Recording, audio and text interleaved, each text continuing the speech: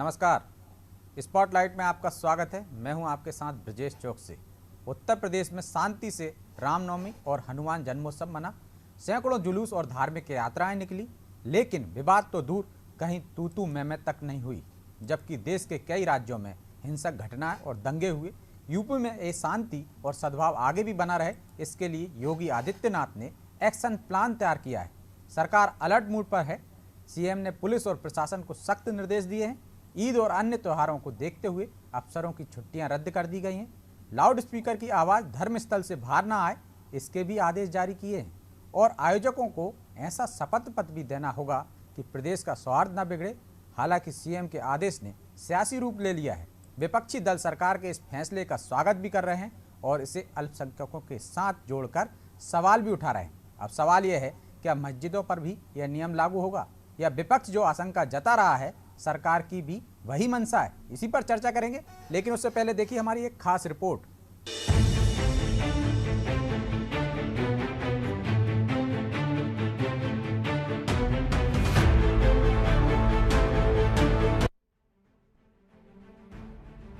धर्म, हिंसा और सियासत, देश के कई राज्यों में इन दिनों इसी की आग सुलग रही है।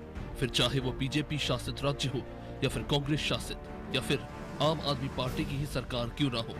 दिल्ली से लेकर राजस्थान तक धार्मिक जुलूसों के बाद हिंसक खबरें सामने आ रही है। इन हिंसाओं ने राजनीतिक रूप ले लिया है। बीजेपी शासित राज्यों में विपक्ष इसके लिए बीजेपी को जिम्मेदार ठहरा रही है, तो कांग्रेस और आप शासित राज्यों में विपक्ष सत्ता दल पर हिंसा का ठीकरा फोड़ती नजर आ रही है। ऐसी स्थिति उत्तर प्रदेश में ना बने, इसके लिए योगी सरकार पहले से अलर्ट हो गई है। सीएम योगी आदित्यनाथ ने एक आदेश जारी किया है, जिसमें यह कहा गया है कि आने वाले दिनों में कई महत्वपूर्ण धार्मिक पर्व और त्योहार हैं। रमजान का महीना चल रहा है, ईद और अक्षय तृतीया एक ही दिन होना संभावित है। ऐसे में वर्तमान परिवेश को देखते हुए पुलिस को अतिरिक्त संवेदनशील रहना होगा। नियमों का उल्लंघन करने वालों के खिलाफ सख्त कार्रवाई की जाएगी। साथ ही योगी आदित्यनाथ ने ये भी आदेश दिए हैं कि आयोजकों को एक शपथ पत्र भी देना पड़ेगा, जिसमें ये लिखा रहेगा कि प्रदेश का सौहार्द बिगाड़ने पर पूरी जवाबदारी आयोजकों की रहेगी। सीएम योगी के आदेश, 4 मई तक सभी अफसरों की छुट्टियां रद्द। अफसरों को 24 घंटे में ऑफिस ज्वाइन करने के आदेश। तैनाती के क्षेत्र में रात्रि विश्राम करे तहसीलदार, एसडीएम, टीआई। थाना अध्यक्ष से लेकर एडीजी तक धर्म गुरुओं से संवाद बनाए। संवेदनशील क्षेत्रों में अतिरिक्त पुलिस बल की हो तैनाती। ड्रोन से नजर रखे, हर शाम पुलिस बल फुट पेट्रोलिंग करे। नए स्थलों पर माइक और लाउडस्पीकर न लगाए जाए। शोभा यात्रा, जुलूस बिना अनुमति के नहीं निकलेंगे। आयोजकों को शपथ पत्र देना होगा। माननीय मुख्यमंत्री जी द्वारा सभी धर्म और आस्था के लोगों के लिए जुलूस को लेकर के जो उन्होंने आदेश जारी किया है, वह सर्वथा अभिनंदनीय है और सब सर्वत्र उसका स्वागत हो रहा है। क्योंकि जिस तरह से दंगाई और अराजकत्व इस तरह के धार्मिक जुलूसों का फायदा उठा करके सामाजिक सद्भाव बिगाड़ने का प्रयास करते हैं, आम आदमी की जानमाल को नुकसान पहुंचाने और सार्वजनिक संपत्ति को क्षत पहुंचाने का प्राय प्रयास करते हैं, उस पे ये जो माननीय मुख्यमंत्री जी का आदेश है पूर्ण रूप से उस पे रोक लगाएगा और ऐसे किसी भी अराजक तत्व को इन धार्मिक जुलूसों के माध्यम से सामाजिक सद्भाव बिगाड़ने का कोई अवसर नहीं प्राप्त हो सकेगा। उन्होंने जो उस आदेश के अंतर्गत जो शपथ पत्र की बात कही। मुख्यमंत्री योगी आदित्यनाथ के इस फैसले का सभी दलों ने स्वागत तो किया, लेकिन कांग्रेस और समाजवादी पार्टी ने ये सवाल भी किया है कि इस आदेश को देश भर में लागू किया जाएगा। इसके साथ ही कांग्रेस नेता ने अल्पसंख्यकों से जुड़ा एक सवाल किया। कांग्रेस नेता चंद्रेश सिंह ने कहा कि कहीं ये आदेश सिर्फ रमजान को देखते हुए तो नहीं दिए गए। हिंदुस्तान में जो उत्तर प्रदेश की आवाम है, वो खास तौर से गंगा जमुनी तहजीब को कायम रखते हुए बहुत ही मेल मिलाप से, बहुत ही भाईचारे के साथ और दोनों धर्म विशेष के लोग एक दूसरे में शरीक होते हुए बहुत खुशियों के साथ मना रहे हैं। और इस मौके पर जो योगी जी ने फैसला लिया है, राजनीतिक मतभेद अपनी जगह हो सकते हैं, लेकिन योगी जी ने जो फैसला लिया है वो सद्भाव को देखते हुए हम उस फैसले का स्वागत करते हैं और शासन प्रशासन से उम्मीद करते हैं कि वो बराबर से इस फैसले का समान रूप से पालन करवाएगा। धार्मिक जुलूस और लाउडस्पीकर के संदर्भ में योगी आदित्यनाथ जी का निर्णय स्वागत योग्य है, लेकिन मैं जानना चाहता हूं कि क्या भारतीय जनता पार्टी इसे दूसरे राज्यों में लागू करने का कार्य करेगी। योगी आदित्यनाथ जी को ये स्पष्ट करना होगा कि ये उनका निर्णय विश्व हिंदू परिषद और आरएसएस के कार्यक्रमों पर भी लागू होगा या सिर्फ अल्पसंख्यकों के ऊपर लागू होगा। पूरे देश में जो दंगे हुए हैं और उन दंगों के पीछे भारतीय जनता पार्टी एक साजिश कर रही थी, इसका जब पर्दाफाश हुआ और भाजपा के मुंह पर दंगे का जब कालिक पुता है, तो मुझे लगता है कि उसको धोने के लिए योगी आदित्यनाथ जी ने एक कदम उठाया है, लेकिन इससे भाजपा का दाग छुपने वाला नहीं है। मैं मांग करता हूं कि पूरे देश के अंदर जो दंगे देखने को मिले हैं उसके लिए एक जांच कमेटी स्टैब्लिश की जाए, हो सके तो एनआईए से उसकी जांच कराई जाए और दोषियों को कठोर से कठोर सजा दी जाए। देश के कई राज्यों में हिंसक घटना होने के बाद उत्तर प्रदेश में अभी तक कोई हिंसक घटना नहीं हुई। इसके पीछे कहीं न कहीं योगी आदित्यनाथ का एक्शन है। उपद्रवियों की संपत्ति से नुकसान की भरपाई हो रही है। बहरहाल आगामी त्योहारों में भी इसी तरह शांति बनी रहेगी, ये तो वक्त के साथ पता चल जाएगा। लेकिन फिलहाल योगी सरकार के इस एहतियातन कदम ने विपक्ष को भी कायल कर दिया है। योगी सरकार की प्रभावी कानून व्यवस्था से कहीं न कहीं भाजपा के वोट बैंक का दायरा बढ़ने की उम्मीद है, जो कि 2024 में पार्टी को और ऊपर उठा सकता है। ब्यूरो रिपोर्ट, अनादि टीवी।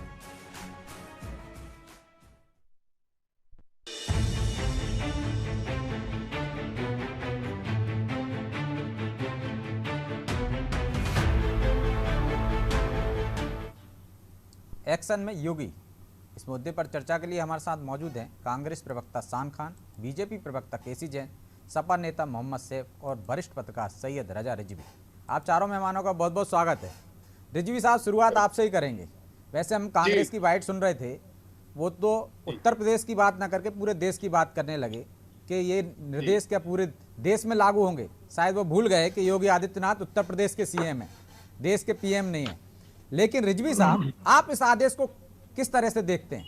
समाजवादी पार्टी, कांग्रेस अलग तरीके से देख रही है, स्वागत तो कर रही है, लेकिन नियत पर सवाल उठा रही है। आपका क्या नजरिया है?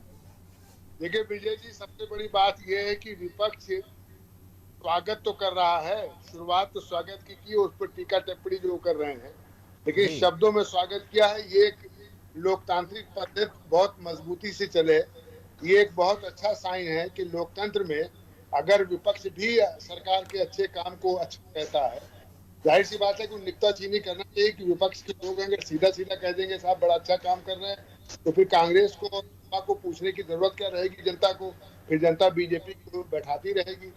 लेकिन ये जो आदेश हुआ है, ये आदेश आप देख लीजिए कि ये जो एक हफ्ते के अंदर जो है राजस्थान से, मध्य प्रदेश से जो है वो उपद्रव, दिल्ली से, राजस्थान से, मध्य प्रदेश से, पश्चिम बंगाल से, आधा दर्जन से अधिक राज्यों से ऐसी खबरें आई थी और दिल्ली तक आ गया और दिल्ली में आकर के कुछ बड़ा मामला हो गया जी। लेकिन आप देखिए कि उत्तर प्रदेश की सरकार को जैसे ही पता चला, फौरन उसने बॉर्डर पर जो है गाजियाबाद के बॉर्डर पर, नोएडा के बॉर्डर पर ज्यादा से ज्यादा पुलिस की संख्या वहां लगा दी।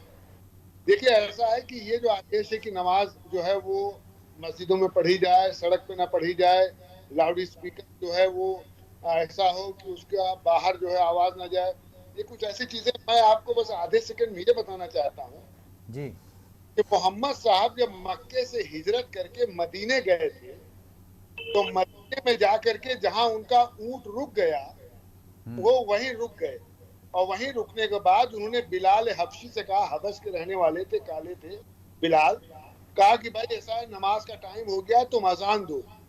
तो बिलाल एक ऊंचे स्थान पे खड़े होकर के पे जा करके वहां पर उन्होंने अजान देना शुरू किया।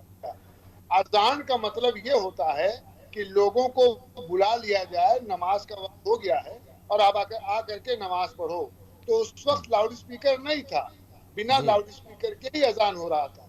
लाउड स्पीकर लगा के अगर किसी को ये दिखाना है कि साहब 4 लाउड स्पीकर लगा रहे हैं, मोहल्ले में खाली 4 ही लोग रह रहे हैं मुसलमान भाई हमारे, और लाउड स्पीकर 4 लगा रहे हैं, तो उनका उद्देश्य किसी को परेशान करना है या शो करना है। वॉइस पोल्यूशन भी होता है, वॉइस पोल्यूशन भी है, पोल्यूशन बोर्ड जानता है इस बात को। तो उसने उस पर भी नॉइजिंग के लिए भी उसने कहा है कि साहब 0.5 जो है करके वो उसी रेशियो में उसकी आवाज रहनी चाहिए, उससे ज्यादा आवाज नहीं रहनी चाहिए। तो ये जो आदेश पारित किया है मुख्यमंत्री ने, ये आदेश जो है बहुत अच्छा आदेश है, क्योंकि कोई नहीं चाहता अगर दंगा फसाद होगा तो नुकसान किसका होगा? जिनके त्योहार हैं उनका नुकसान होगा। तो इसलिए ये बहुत अच्छा आदेश है।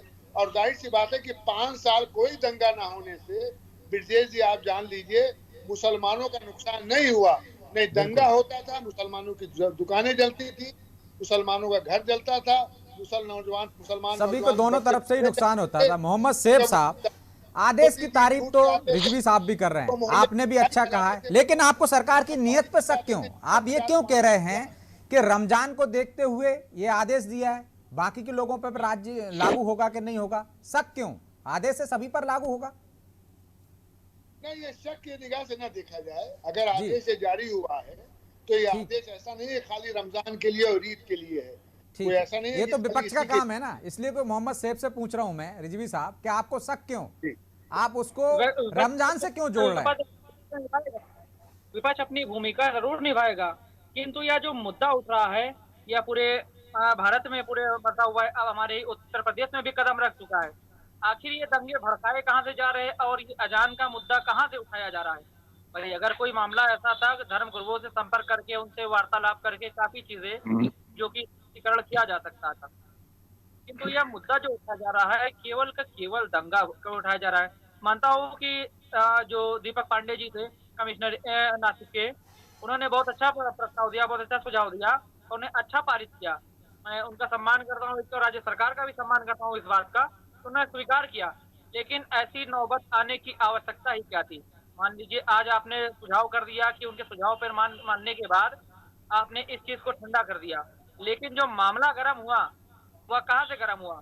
आखिर उस मामले की जांच होनी चाहिए, निष्पक्ष जांच होनी चाहिए अच्छे से, क्योंकि जैसा कि तो सैफ साहब, दूसरे राज्यों की जो बुराई है वो अपने राज्य में ना आए, इसका प्रयास तो सरकार कर रही है ना। कहां से उठा उसकी जांच होती रहेगी, वो राज्य का काम है, केंद्र का काम है। कम से कम उत्तर प्रदेश सरकार तो बेहतर कर रही है। और जो रिजवी साहब भी कह रहे हैं कि जो ध्वनि प्रदूषण का जो मामला है उतने ही मानक तक होना चाहिए ना आवाज, लेकिन आपको सियासत दिख रही है इसमें। आप कह रहे हैं कि रमजान से जोड़ रहे हैं, तो सियासत कौन कर रहा है, सरकार या आप? देखो, जैसा कि रमजान का एक पवित्र महीना माना जाता है मुस्लिम समुदाय में, और जहां तक है मुस्लिम समुदाय संगठन से कहीं भी किसी भी तरह का शांति भंग करना या फिर अभद्रता करना, कोई चीज स्पष्टीकरण कहीं पे नहीं हो सकता। तो वो तो सभी धर्मों पे लागू हुआ ना। हमने बीजेपी प्रवक्ता को सुना अभी कि ये किसी एक पे नहीं लागू है, सब पर लागू है। तो फिर क्या ऐतराज? सब मान रहे हैं, हम भी मान रहे हैं, और कोई गलत आदेश है नहीं है, आप भी स्वागत कर रहे हैं। लेकिन आप कह रहे हैं कि इसके पीछे रमजान है इसलिए आदेश निकाला, तो ये शक क्यों? दंगा भड़क कहां से रहा है? उत्तर प्रदेश में तो नहीं भड़क रहा ना, अभी तो हम उत्तर प्रदेश की बात कर रहे हैं ना। उत्तर प्रदेश की मैं बात कर रहा हूँ, जैसा कि अलग सारे दूर की बात ही नहीं कर रहे हैं हम। योगी आदित्यनाथ पूरे मध्य प्रदेश के नहीं है, उत्तर प्रदेश के ही है ना वो, या दिल्ली के नहीं है। तो बात तो उत्तर प्रदेश की प्रशासन की करेंगे ना सैफ साहब, के दूसरे राज्यों की बात करेंगे। उदाहरण पेश उत्तर प्रदेश से क्यों ना हो? देखिए हमने इतना अच्छा वातावरण बनाया, सद्भाव है हमारे यहाँ, कहीं कोई घटना नहीं हुई, तो आज तारीफ ही हो रही ना उत्तर प्रदेश की कि रामनवमी हो चाहे हनुमान जन्मोत्सव हो, कहीं कोई गड़बड़ नहीं हुई। इसी तरह रमजान भी निकल जाए बिना गड़बड़ी के, सारे 30 त्योहार बिना गड़बड़ी के क्यों निकले, तो अच्छी बात है ना। आप दूसरे राज्यों पे क्यों ले जा रहे हैं कि अजान की बात कहां से उठी? आप तो उत्तर प्रदेश की बात कीजिए ना, वहां आपको नियत पे शक क्यों दिख रहा है? शांति व्यवस्था बनाए रखना चाहिए और पूर्ण रूप से सभी का त्योहार एक दूसरे के समय के अनुसार शांति व्यवस्था शांतिपूर्वक और व्यवस्था कर दें। और हेलो जी, जैसा कि वही राज्य सरकार में इसमें विलंब इस बात की है कि भाई जैसे कि जो बातें चल रही है, मानता हूं मैं कि हमारे उत्तर प्रदेश में अभी मामला उतना नहीं भड़का हुआ है, किंतु यह संभावना है क्योंकि चल कहां से रही है, वही तो मैं आपसे जानना चाह रहा हूं ना। चला आप रहे ना, सरकार ने तो निर्देश जारी कर दिए। आप कह रहे हैं कि रमजान के कारण, आपका प्रवक्ता कह रहा है रमजान के कारण ये आदेश जारी किए, सभी धर्मों पे लागू होना चाहिए, तो आप दे रहे हैं ना उसको, आप क्यों बोल रहे हैं ऐसा? आप तो कहिए स्वागत है, सब पालन करेंगे, जो पालन नहीं करेगा उस पर कार्रवाई होगी। चाहे वह हिंदू हो या मुस्लिम हो, लेकिन संविधान सभी के लिए एक है, तो इसलिए संविधान सभी के ऊपर लागू होना चाहिए। ठीक है खान साहब, आपके प्रवक्ता ने तो कहा कि पूरे देश में लागू कर दीजिए, अच्छी बात है। हम उत्तर प्रदेश की बात कर रहे हैं, वो पूरे देश की बात कर रहे हैं, तो देश में कैसे लागू कर सकते हैं योगी आदित्यनाथ? वो तो अपने राज्य में ही लागू कर सकते हैं ना। तो बेहतर कदम है या नहीं, ये बताइए। ब्रिजेश जी, मैं 2-3 चीजें पहले तो बताना चाहता हूं। पहले तो ये कि हम गांधी जी के अहिंसक सिद्धांतों को मानने वाले लोग हैं, तो हम हिंसा की कड़ी निंदा करते हैं, और जो भी हिंसाएं राजस्थान में हुई, गुजरात में हुई, जिस प्रदेश में भी हुई, हम उसकी कड़ी निंदा करते हैं और वहां की सरकारों को इस पे संज्ञान लेके कड़ी से कड़ी कार्रवाई करनी चाहिए। दूसरी बात कि जो अवैध जुलूस निकाले जा रहे थे, चाहे वो किसी धर्म के हो, हिंदुओं के हो, मुसलमान के हो, ईसाइयों के, सिखों के हो, उस पर जो पाबंदी लगाई गई हम उसका हृदय से स्वागत करते हैं। तो वही तो किया ना सरकार ने कि शपथ पत्र देना पड़ेगा, बिना अनुमति के कोई जुलूस नहीं निकलेगा किसी भी धर्म का। जी मैं वही कह रहा हूँ, सुनिए, हम उनका स्वागत करते हैं, परंतु बात यहाँ आकर रुकती है कि इन नियमों का एक पक्ष से पालन ना हो, दो पक्ष से पालन हो। साहब मैं आऊंगा आपके पास। किस प्रकार से ब्रिजेश जी, किस प्रकार से हमने देखा पिछले कुछ वर्षों में निरंतर भारत में सांप्रदायिकता बढ़ी है। ये रिपोर्ट कहते हैं, ये मैं नहीं कह रहा हूं। 3400 दंगे मोदी जी के प्रधानमंत्री बनने के बाद हो चुके हैं देश में। आप गुजरात चले गए, फिर पंजाब चले जाएंगे, फिर मध्य प्रदेश आ जाएंगे। बात हम उत्तर प्रदेश की कर रहे हैं वहां से। सुन लीजिए ना खान साहब, सुनिए, एक राज्य यदि पहल कर रहा है तो उसका स्वागत कीजिए ना। सियासत आप कर रहे हैं, आप दूसरी जगह आग लगी है, वो आग आपके यहाँ ना लगे, इसके इंतजाम कर रही है सरकार, तो बेहतर तरीका है कि नहीं है? मेरी बात, अरे मैंने स्वागत भी कर दिया, मैंने उनकी सराहना भी कर दी, मैं कहां मना कर रहा हूं उन्होंने गलत किया। पहले मेरी बात तो पूरी हो जाने दीजिए। मैं क्या कह रहा हूं, ये हिंसाएं क्यों भड़क रही हैं? नरेंद्र मोदी जी के प्रधानमंत्री बनने के बाद 3400 दंगे हो चुके हैं, और ये अंतरराष्ट्रीय रिपोर्ट में खुलासा हुआ कि भारत में नफरत भरे बयान बढ़ गए हैं मोदी जी के शासन में आने के बाद। आप देख रहे हैं किस प्रकार धर्म संसदें की जा रही है। आप बेहतर तैयारी करके आए करें। मोदी के पहले भी दंगे नहीं हुए क्या हिंदुस्तान में? पहले गुजरात में दंगे नहीं हुए क्या? ब्रिजेश जी मुझे बोलने तो दीजिए, आप मेरी बात तो पूरी हो जाने दीजिए। आप दूसरी जगह ले जा रहे हैं ना, मुद्दे पे नहीं। पहले मुद्दे पे आइए ना, हम उत्तर प्रदेश की बात कर रहे हैं। सुन तो लीजिए, पहले सुन तो लीजिए, मेरी बात खत्म तो हो जाने दीजिए मेरी बात, फिर आपके सारे प्रश्नों का मैं उत्तर दूंगा। हम देश की डिबेट नहीं कर रहे हैं हमारे देश में, देश की डिबेट नहीं कर रहे हैं ना, उत्तर प्रदेश की कर रहे हैं ना। उत्तर प्रदेश के मसले पे बात होनी चाहिए ना। सुनिए ब्रिजेश जी, जो पाखंडी संत जिन्होंने मुस्लिम महिलाओं के बलात्कार की खुलेआम धमकी दी, वो उत्तर प्रदेश में दी थी कि मध्य प्रदेश में दी थी? बताओ मुझे आप। अब आप बोल रहे हैं उत्तर प्रदेश की बात करो, मैं उत्तर प्रदेश की बात करता हूं। जिस प्रकार से भाजपा और भाजपा के अनुषंगिक संगठन भारत में मुसलमानों के खिलाफ नफरत फैला रहे हैं, उनके नरसंहार की अपील कर रहे हैं, आह्वान कर रहे हैं, किस प्रकार से उनकी महिलाओं का कदम जो उठाया है वो नफरत फैलाने वाला है क्या? ये कदम जो उठाया है वो नफरत फैलाने वाला है क्या? जैन साहब, नफरत फैलाने का काम कर रहे हैं। क्या कह रहा हूं? नफरत फैलाई जा रही है। आज महंगाई और बेरोजगारी पर आपकी नियत पर, मतलब आपकी सरकार की नियत पर सवाल उठा रहा है विपक्ष। ठीक है, केसी जैन साहब, सरकार या जनता जो है महंगाई के किसी मुद्दे पर बात नहीं करती। महंगाई पे आ गए साहब, मुद्दे पे तो रहिए, मुद्दों की तयारी करके आइए। निवेदन ये है विजय जी, पहला तो निवेदन ये है सारे पैनलिस्ट से, मैं सबकी बात सुन रहा था तो बात सुने, उसके बाद कुछ टिप्पणी करेंगे। आदरणीय जो हमारे पत्रकार महोदय हैं, आपकी आवाज स्लो आ रही है, उसका स्पष्टीकरण किया। जैन साहब की आवाज बढ़ाइए। जी बोलिए जैन साहब, आवाज मिल रही है हमारी? जी बोलिए। देखिए साहब ने भी जो आदेश आया है, तो आदेश के बारे में बताया, और ये भी बताया कि मोहम्मद साहब जब बक्सर से बचने की तरफ जा रहे थे और रास्ते पे रुके थे, उन्होंने अजान और उस समय पे कोई भी स्पीकर वगैरह नहीं, तो वो सरकार भी है और वो भी है। तो ये आदेश पहले क्यों नहीं निकाला? रामनवमी के समय निकालते आप, हनुमान जन्मोत्सव पर निकालते, रमजान पर ही क्यों निकाला आपने? देखिए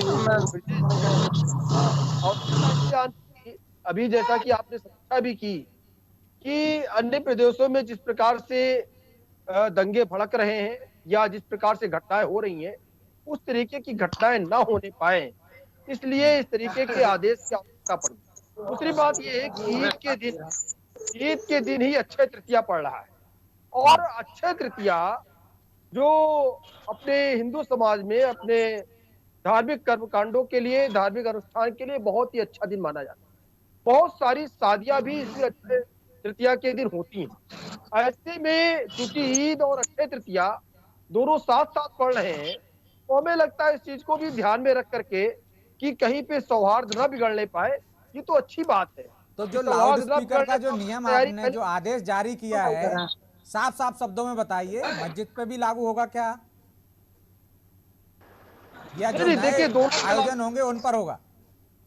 नहीं, बिल्कुल देखिए दोनों पे लागू होगा, क्योंकि स्पष्ट रूप से कहा गया है कि जो भी अपने धार्मिक कार्यों को, अन्य कार्यों को करें, तो उनके जो अनुष्ठान वो कर रहे हैं, वो चाहे मुस्लिम भाई हो या हिंदू भाई हो, उनके अनुष्ठानों की आवाज उनके परिसर के अंदर रहे।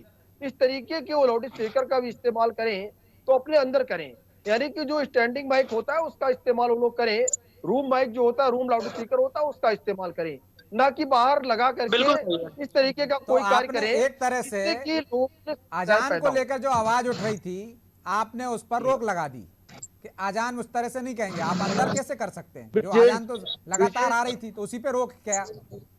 नहीं ब्रजेश जी, देखिए जब लाउड स्पीकर लगते हैं, और हमने आपसे बताया अक्षय तृतीया में बहुत सारी शादियां भी होती हैं, बहुत सारे धार्मिक अनुष्ठान भी होते हैं, और मैं आपको बताऊं ब्रजेश जी कि जैन समाज तो बहुत अहिंसक समाज है, और अभी महावीर जयंती पे कई प्रदेशों में उनके ऊपर रोक लगाई गई कि आप कहीं पर भी कोई भी जो जुलूस की परमिशन है उसके बजाय कोई कार्यक्रम आप नहीं करेंगे। उसमें भी भीड़ को नियंत्रित कर दिया गया, इतने से ज्यादा लोग नहीं होंगे। ये भी कह दिया गया लोग छतों से नहीं देखेंगे, बाहर निकल करके जा करके अपने दरवाजे से जा करके जुलूस को नहीं देखेंगे। उसको फॉलो किया गया, नहीं फॉलो किया गया, सबने फॉलो किया। तो अगर जैन धर्म के धार्मिक जुलूसों पे इस तरीके की रोक लग सकती है, तो प्रदेश में खास करके किसी धर्म विशेष के लिए ये चीज लागू नहीं की गई, ये सबके लिए, सारे धर्मों के लिए, और धार्मिक प्रेम, धार्मिक सद्भावना बनी रहे, आपस में कटुता ना पैदा हो, आपस में टकराव की स्थिति ना पैदा हो, इस चीज को ध्यान में रख करके अगर ये गाइडलाइन जारी की गई है तो इसका स्वागत सम्मान होगा। ये व्यवस्था सब पर लागू होगी लगाया जा रहा है, और खान साहब आप पर सवाल उठा रहे हैं। आपकी सरकार है राजस्थान में, जिस सरकार ने तो छतों से नीचे जुलूस देखने पर भी पाबंदी लगा दी थी, घरों के दरवाजे बंद करवा दिए थे, तो ये तो आप पर कटाक्ष है, उससे तो बेहतर व्यवस्था है। ब्रजेश जी, मैं ये पूछना चाहता हूं कि मैंने अब पहली बात तो पहले इनका मैंने निर्णय का स्वागत किया। दूसरी बात कि जो ये नंगी तलवारें लहराई जा रही हैं जुलूसों में, उस पर कब ये रोक लगाएंगे? जो ये धमकाए जा रहे हैं रैलियों से, जो ये पाखंडी संत बनकर मुसलमानों के नरसंहार करने का आह्वान करे, उस पर कब ये रोक लगाएंगे? दूसरी बात, तो ले रहे हैं, सारे दंगे हो चुके हैं, प्रधानमंत्री आज तक का एक शांति की अपील नहीं किए हुए हैं। क्या प्रधानमंत्री दंगों का समर्थन करते हैं क्या? क्यों वो शांति की अपील नहीं करे? देश के प्रधानमंत्री होने के नाते उन्हें नागरिकों से शांति की अपील करनी चाहिए ना। अब तक उनका एक भी शब्द नहीं से फूटा हुआ है। तो सोनिया गांधी ने कौन सी अपील कर दी? योगी जी ने शांति की अपील ही तो की है। प्रधानमंत्री की बात कर रहा हूं मैं, योगी जी की बात नहीं कर रहा हूं मैं। यहाँ देश के प्रधानमंत्री की बात हो रही है, योगी जी की बात नहीं हो रही है। एक तरफ आप दंगे भड़काओ, एक तरफ आप नफरत फैलाओ, उसके बाद डिबेट उत्तर प्रदेश में कर रहे हैं ना, आप ले दे के वहां पहुंच जाते हो दिल्ली। 84 के दंगे भी आप लोगों ने करवाए, सुनियोजित तरीके से करवाए। इंदिरा गांधी जी की हत्या के बाद जो 84 के 3400 दंगे हो चुके हैं आपके शासन में। नफरत के कारोबार में आप लोग जितने उस्ताद है उतना कोई नहीं है। महंगाई बेरोजगारी पे चर्चा ना हो इसके लिए इस तरह का पाखंड कर रहे हैं आप। देश को नफरत की आग में झोंक दिया है आपने। गोडसे के वंशज लोग, आप लोग गोडसे और सावरकर के वंशज हो, इसीलिए इस देश में नफरत फैला रहे हो, हिंसाएं फैला रहे हो, क्योंकि आपका ये काम है, यही आपका काम है, देश को बांटना और राज करना। यही काम गोडसे ने किया, यही सावरकर ने भी किया था, यही आप कर रहे हो। सत्ता में बैठकर दो समुदायों को लड़ाकर अपनी सत्ता की रोटी सेकना भाजपा का यही काम है। जैन साहब समुदाय कभी नहीं भूले कत्लेआम को, जो आप लोगों ने कत्लेआम कराया। इसी मजबूरी में आपने नाबालिग बच्चों के हाथ में नंगी तलवारें आप पकड़ा रहे हैं। आपके अनुसंगिक संगठन बजरंग दल, विश्व हिंदू परिषद है, क्यों नहीं कार्रवाई करते आप? चलिए, क्योंकि समय भी इजाजत नहीं देता, इसलिए मुझे खान साहब आपको भी, जैन साहब आपको भी टोकना पड़ेगा कि इस चर्चा को यहीं विराम देंगे। आप चारों मेहमानों का बहुत बहुत शुक्रिया। तो सरकार के फैसले का चाहू और स्वागत हो रहा है, स्वागत होना भी चाहिए, सद्भाव बना रहे और शांति बनी रहे, ये सरकार की पहली प्राथमिकता है। शायद यही वजह है कि योगी आदित्यनाथ ने जब देखा कि दूसरे राज्यों में किस तरह से षड्यंत्र हो रहे हैं और उपद्रव हो रहे हैं, दंगे फसाद हो रहे हैं, तो उत्तर प्रदेश में जिस तरह रामनवमी पे और हनुमान जन्मोत्सव पर शांति बरकरार रही, एक पूरे देश में मैसेज गया, वह बरकरार रहनी चाहिए। उत्तर प्रदेश एक मिसाल बनकर सामने आ सकता है। तो इस कारण शायद ये आदेश जारी किया है और थोड़ी सख्ती बरती जा रही, जिसका बाकी के दल भी स्वागत कर रहे हैं और जो निष्पक्ष लोग हैं वो भी स्वागत कर रहे हैं। जिस तरह से रिजवी साहब ने कहा कि अच्छी पहल है और इसका स्वागत करना चाहिए, लेकिन विपक्ष है कि सियासत का मौका तो ढूंढ ही लेता है, तो अच्छे काम में भी सियासत दिख रही है उनको और उसी सियासत की वजह से सरकार की नीयत पर सवाल उठा रहे हैं। स्पॉटलाइट में इतना ही, मुझे दीजिए इजाजत और आप देखते रहिए अनादि टीवी। नमस्कार।